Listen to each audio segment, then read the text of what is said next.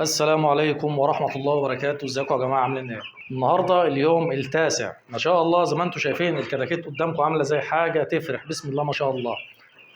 في اليوم السابع انا كنت قايل لكم ان احنا خلاص وقفنا كل حاجة، ولا هنحط علاج ولا هنحط حاجة في اليوم السابع، لان احنا اليوم الثامن والتاسع بنشتغل بأملاح معدنية وهنشتغل فيتامينات. الاملاح المعدنيه هتبقى بالنهار والفيتامينات هتبقى بالليل. يعني الفيديو اللي احنا فيه ده يا جماعه ان شاء الله هيبقى متقسم على جزئين، جزء بالنهار وجزء بالليل. احنا حاليا بالنهار اهو، انا مفتح كل التهويات عندي في المكان. الاضاءه اللي انتم شايفينها في المكان دي اضاءه الشبابيك. طبعا انا هوريكم الشبابيك، هوريكم التهويات، مفيش نور والع، مفيش الكلام ده. فراخ منتشره، الفراخ بسم الله ما شاء الله ربنا يبارك. متوسط الاوزان عندنا النهارده 9 ايام داخل على ال 300 جرام. يعني انا هوريكم الفرخ كده، ده الفرخ بتاعنا اهو يا جماعه. عمر النهارده 9 ايام ما شاء الله ربنا يبارك. النهارده 9 ايام بس. فاحنا ما بنعملش اي حاجه زياده غير الحاجات اللي انا بوريها لكم في الفيديو. يعني انا بصور لكم بالنهار وبصور لكم بالليل عشان تعرفوا احنا ماشيين مع الفراخ ازاي.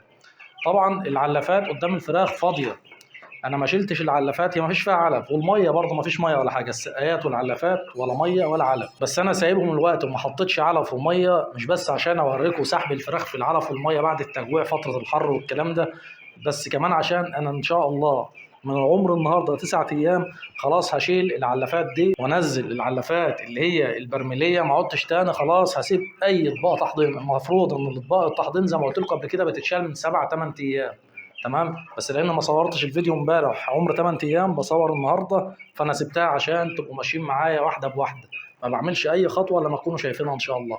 دلوقتي هشيل العلافات اللي قدامكم، العلافات اللي اطباق التحضير دي هشيلها خالص، وهنزل العلافات البراميل، وبرضه هشيل السقايات اللي هي ال 2 لتر الصغيره دي، وهنزل السقايات الكبيره اللي هي ال 4 لتر وال 8 لتر، لان خلاص الفراخ ما شاء الله وقفه الفرخ. بس احنا بنخلي يا جماعه العلافات والسقايات مع مستوى وقفه الفرخ. فطبعا خلاص ال 8 لتر دلوقتي الفرخ يقدر ان هو يشرب وهو واقف، حتى ممكن ان انا كمان احط تحتها حوامل والكلام. تعالوا بقى نشيل العلافات اللي ملهاش لازمه دي دلوقتي، الاطباق التحضير. ادي اطباق التحضير خلاص شلناها اهي، ما عادش ليها اي لازمه، هنشيلها بقى نلغيها خالص. وهننزل بعد كده بالعلافات البرميليه عشان الفراخ تظبط معانا باذن الله. نزلنا العلافات يا جماعه، وزي ما انتم شايفين ما شاء الله سحب الفراخ قدامكم اهو. شوفوا بقى انا ليه بقول لكم ان احنا على 7 ايام بنشيل العلافات الاطباق، لازم نشيل العلافه اللي هي الطبق دي، لان الفراخ ممكن تعمل فيها اخراجات.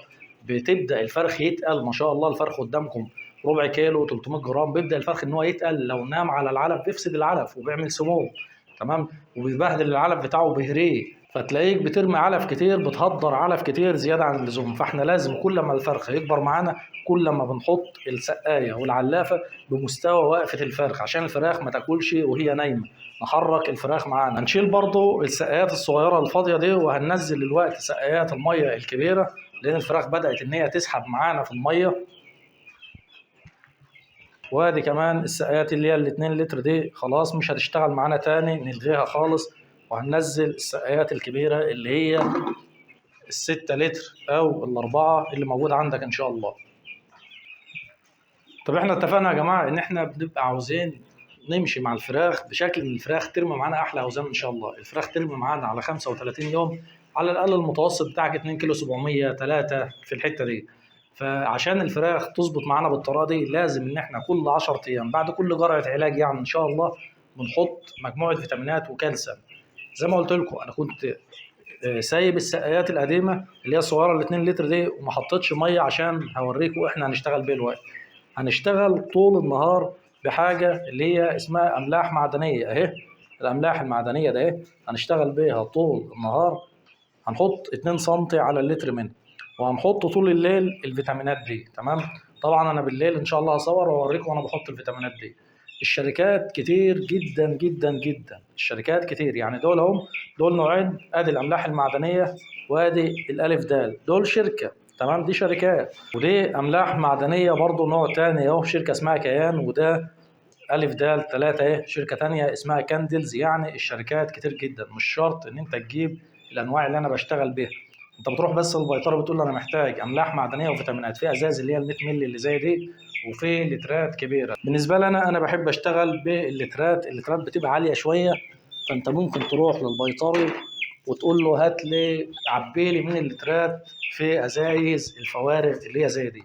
يعني ده الف د 3 اهي، ودي الاملاح المعدنيه. سواء جبت بقى الازاز الجاهزه ال 100 مللي او جبت اللترات من اللترات مفيش اي مشكله، الاثنين ان شاء الله يشتغلوا معاك كويس جدا. هنحط بقى الوقت الاملاح المعدنيه للفراخ عشان نحرك الفراخ معانا. ادي الاملاح المعدنيه اهي، بتحط 2 سم على اللتر، 2 سم على اللتر، وبنقلب كويس وبعد كده بننزلها للفراخ تشرب. يبقى كده طول النهار اللي هو اليوم الثامن واليوم التاسع بنحط املاح معدنيه 2 سم على اللتر. هنسيب بقى يا جماعه الفراخ بتاعتنا تشرب، وهوريكم الفتحات بتاعت التهويه اهي. شايفين الاول الاضاءات، ادي النور مطفي اهو، مفيش عندي اي نور ولا حتى النور الابيض، يعني النور كله مطفي، حتى النور الابيض مطفي، مش مشغل الوقت اي اضاءات في المكان. تمام كده. والفراخ ما شاء الله الجو حر اهو، يعني عمر 9 ايام الناس ما تخافش على الفراخ ولا تدفي ولا تقفل ولا الكلام ده. وحتى التهويات يا جماعه، ادي التهويات اهي، الشبابيك مفتوحه كلها اللي فوق واللي تحت. الفتره اللي فاتت كنت بفتح اللي فوق بس، دلوقتي الشباك كله مفتوح، وكمان الشباك التاني كله مفتوح. تمام، الشباكين مفتوحين، وقصادهم كمان فاتح الشراع بتاعة الباب. يعني انا كده فاتح كل التهويات اللي موجودة في المكان للفراخ النهاردة عمر 9 ايام. يبقى الفكرة مش فكرة ان انا عشان الفرخ لسه صغير لازم افضل مقفل والكلام ده، ملاش دعوة، ملاش دعوة خالص يا جماعة. احنا بنفتح ونهوي حسب درجة حرارة المكان وحسب درجة حرارة الجو. الجو حر زيادة عن اللزوم افتح خالص وهوي خالص وما اخافش على الفراخ نهائي، حتى لو كانت الفراخ بتاعتي دي كتاكيت صغيرة. تمام كده. ان شاء الله بالليل هصور بقية الفيديو واحنا بنحط الالف د 3 اهي.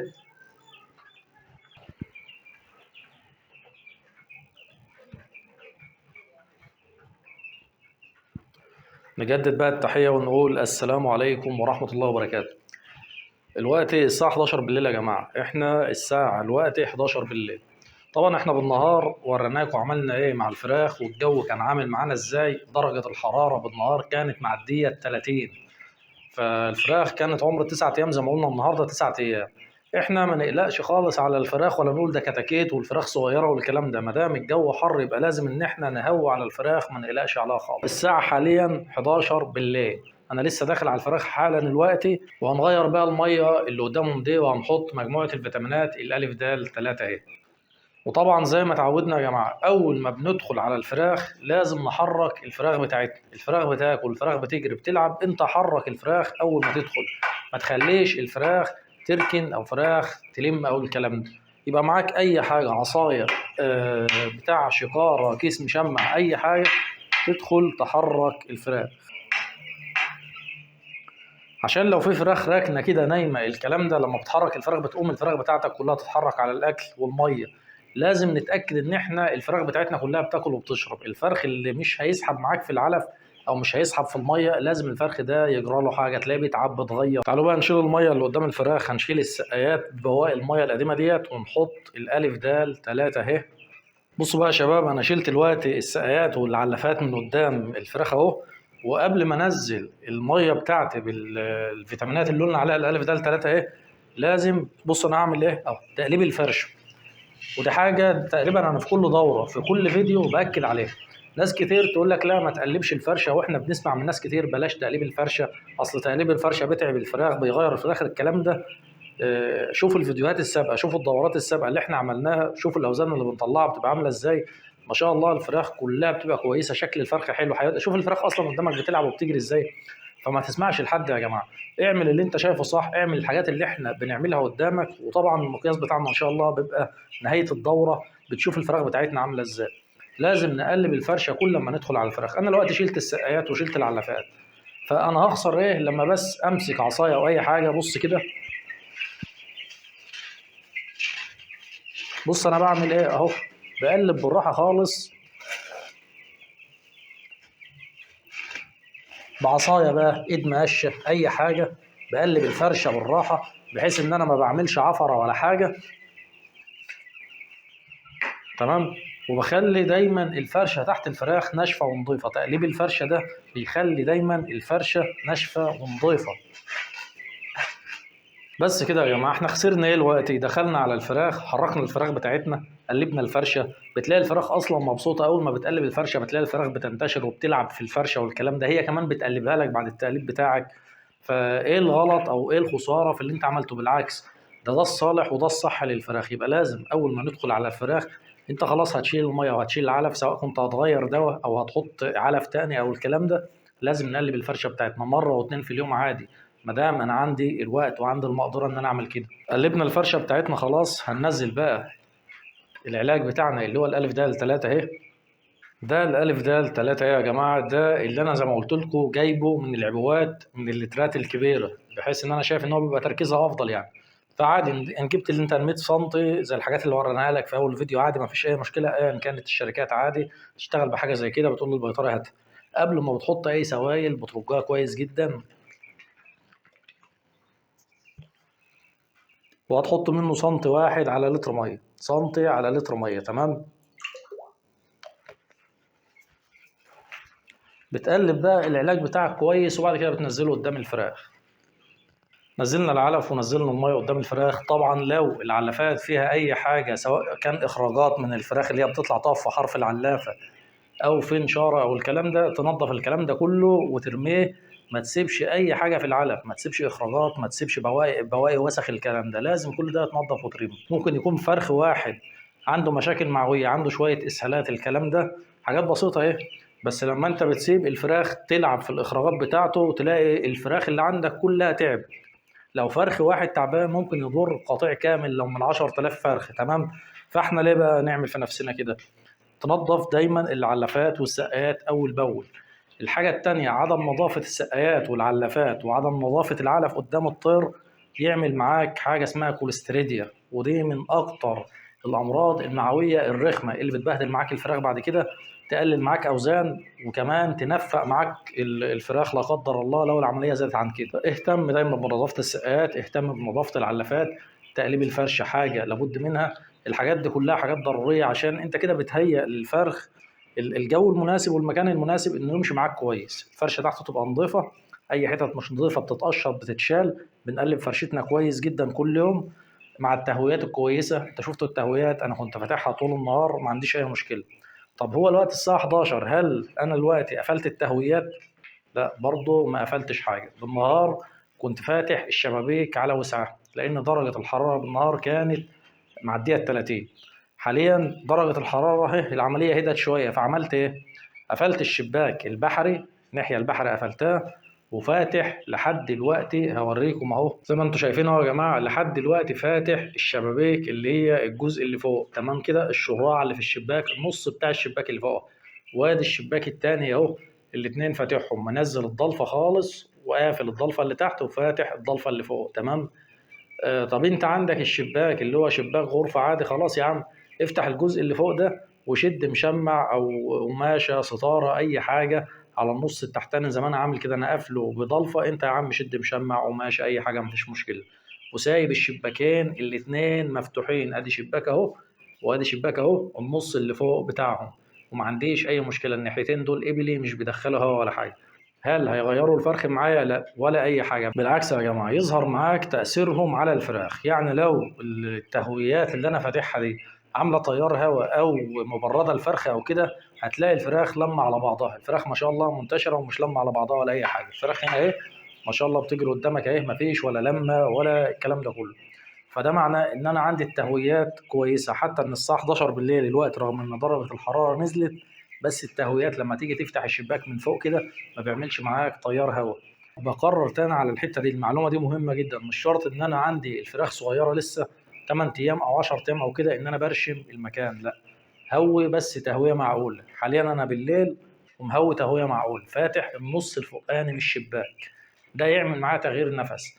لو حسيت ان الشباك بيجيب هوا جديد لم عادي، ما بقولكش ان انت تسيب الدنيا مفتحه ان هم ياخدوا منك بارد. بنلم التهويات لحد ما اخلي ان الشباك اللي قدامي ده ما بيجيبش هوا جديد، بيبقى يا دوب كده ايه، حاجه تسحب بس النفس تخرجه بره، تغيير نفس اللي في الغرفه او العنبر اللي انت بتربي فيه، بحيث ان انت ما تعملش ريحه امونيا عاليه ولا تعمل رطوبه عاليه في المكان، بتقوم الفرشه معرقه منك بقى، صدر الفرخ بيبوظ، الرطوبه دي اصلا بترطب معاك صدر الفرخ وبتكتمه. تلاقي الفرخه مش قادره تتنفس، بدا ان هي يجي لها برد، الكلام ده كله. كده احنا خلصنا يا جماعه الفيديو بتاعنا النهارده. شفنا الفراخ بتاعتنا بالنهار كانت عامله ازاي. عمر 8 ايام و9 ايام هنشتغل املاح معدنيه بالنهار 2 سم على اللتر، الف د 3 ايه بالليل سم واحد على اللتر لمده يومين. الاملاح المعدنيه والفيتامينات مهمين جدا عشان ياسسوا معايا الفرخ، عشان يخلوا الفرخ يفضل ماشي معايا تمام، وعشان يرموا معايا لحم. هتلاقي الدنيا ماشيه معانا تمام باذن الله، اصلا صحه الفرخ بتبقى كويسه، حيويه كويسه، الكلام ده كله. ان شاء الله اللي محتاج اي حاجه يبعت لي في التعليقات، والفيديو الجاي ان شاء الله هنشوف هنعمل ايه للفراخ من بعد العمر ال10 ايام، وهجيب لك الميزان ونوزن ونشوف اوزان الفراخ بتاعتنا عامله ازاي.